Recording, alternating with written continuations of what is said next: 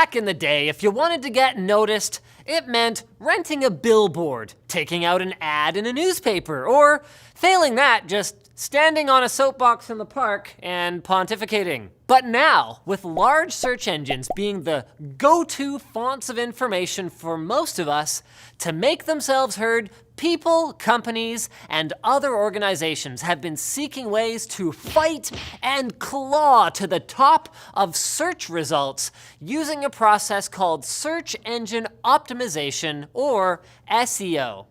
But what is that? Well, you see, giant search engines like Google use algorithms to try to push relevant results to the top of the page, so that when a user types in computer mouse, they'll get links to buy a new input device rather than pictures of Stuart Little trying to use a PC. Now, how exactly these algorithms work are usually closely guarded trade secrets. But there's enough public knowledge for webmasters to attempt to tune their pages to boost their position in the search results. In fact, Google even puts out a search engine optimization starter guide to help website owners improve their chances of earning the coveted top result. So then, for starters, it's a good idea to optimize your page's metadata. Metadata is all the stuff other than the actual content people will see in their browser window. And accurate metadata, things like descriptive page titles or embedding a short explanation of what's on the page into your HTML, which you can often end up seeing underneath a Google result, can help push your site up to the top. A more recent development is making URLs themselves more informative. You've probably seen this on news sites, which have started to use file names that indicate what the article is about, like tasteless YouTuber wears socks and sandals.html, which is a lot more helpful to a search engine than just assigning some random number.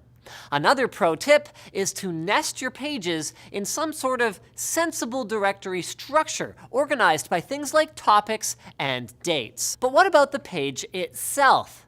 Well, since most modern search engines use how often a page is linked to as a key metric of its importance, providing descriptive text links in the body of a web page to other pages on your site can be very helpful. And search engines are also aware of things like topic headers and alt text for images to help categorize the site. The key, as with any metadata, is to keep these as short but also as informative and descriptive as possible to make it easier for a search engine to determine that your site is relevant to a particular topic.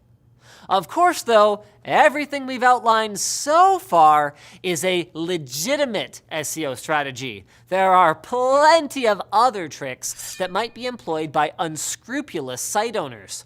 These collectively are known as black hat SEO or spamdexing, and their goal is to try to make the page seem more relevant to a topic than it actually is. And these tricks can take the form of anything from hiding keywords in invisible text that a user would have to highlight to see, to buying link backs or even traffic from other sites, to using irrelevant keywords that might just be trending at the moment, or even just overusing the relevant ones. This kind of behavior has resulted in a bit of a digital arms race between search engine developers, who are trying to weed out these pages for their users, and spammers or site owners who are desperate for clicks and aren't above using shady tactics. So who will ultimately win? Well, let me put it this way.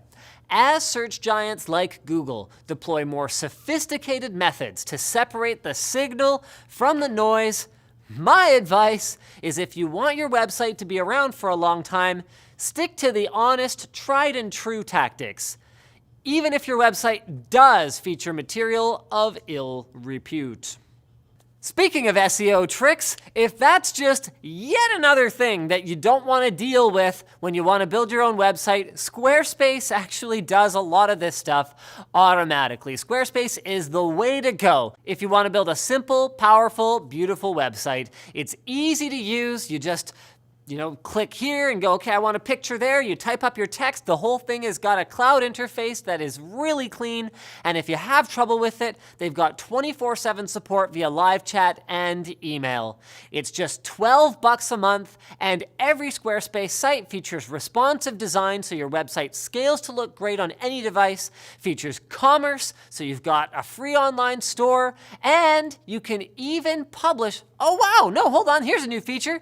New currencies for commerce. You can accept payments from Mexico, Russia, Hong Kong, Thailand, New Zealand, and more. Flippin' awesome. So start a trial with no credit card required and start building your website today. And when you sign up for Squarespace for real, use offer code TechQuickie and get 10% off your first purchase. So thanks for watching, guys. Like, dislike, leave a comment, subscribe, and damn it, I'm sure I'm missing something, but you know the drill anyway.